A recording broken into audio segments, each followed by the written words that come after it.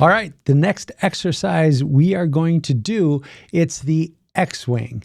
X-Wing, this is practice navigating tight turns on the X-Wing drill, building control, balance, and smooth transitions as we work through the course. Let me play the video for you to see what we're going to set up before we head out to the parking lot to practice.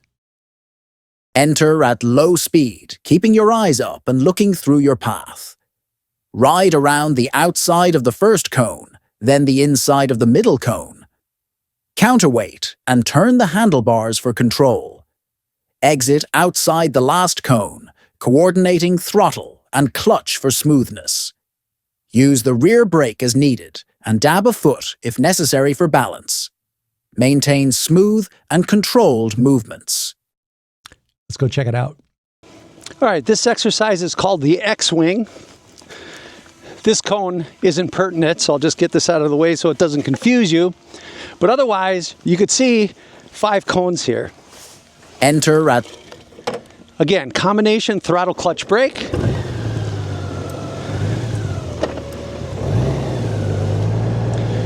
Here's how this exercise goes for the X-Wing. So we come around the cone into the center, to the outside, and then we come to this far side. Again, coordinate your throttle clutch brake. On our DCT, dual clutch transmission Gold Wings, or other dual clutch transmission. I know Gold Wing isn't the only motorcycle that has that, but it's holding the steady throttle and lightly applying rear brake when needed. See, right now I'm off the rear brake, head and eyes looking through my turn, a little rear brake. As I'm going into the turn, I apply light rear brake. That helps me give me the control, the speed control, going through this exercise. Nice, X-Wing.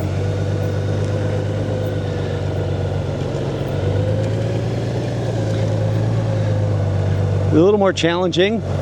You can almost do a 360 here and come back and go around these middle all of the way. And see how before I was just doing it on the ends.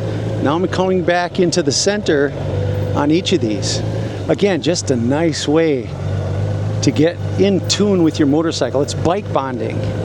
It's understanding throttle clutch brake, head and eyes, body position, smooth operation of the controls. That's what we're after here. Nice.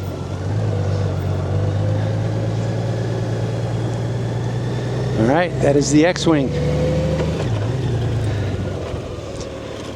Let's try, just for our dual clutch transmission audience here, if there is such a thing, right? I'm not going to use any rear brake. I'm just going to meter my throttle. The thing is, with your throttle, you got to keep it steady. All right, I'm not going to do all 4 ends. I'm going to do this straight here. So this is my little bit of a break. Take a deep breath, get into the turn, steady throttle. Steady throttle, head and eyes, looking through the turn. If you roll off the throttle too much, when you lose power to the rear wheel by throttle roll off, what happens is your motorcycle is going to want to fall. So you got to keep power to that rear wheel, and that's one of the things with dual clutch transmission, or even if you're using that clutch. If you use a clutch and you're going around this corner, like right now, if I had my clutch on, if I pulled it all the way in right now, the bike would want to fall. You got to keep power to the rear wheel. With a clutched motorcycle, we do that by keeping the clutch engaged. We don't pull it all the way in. We keep it loaded. On a dual clutch transmission motorcycle like I'm on, what we need to do is keep that steady throttle. Don't have a tendency right in the middle of this turn. If I were to roll off the throttle completely, again, I lose power to the rear wheel, the bike will want to drop. Great way to practice this in a parking lot, protective gear on, right? Just in case. As always, we want you to gear up for every ride, and we want you to ride safe. See you next time.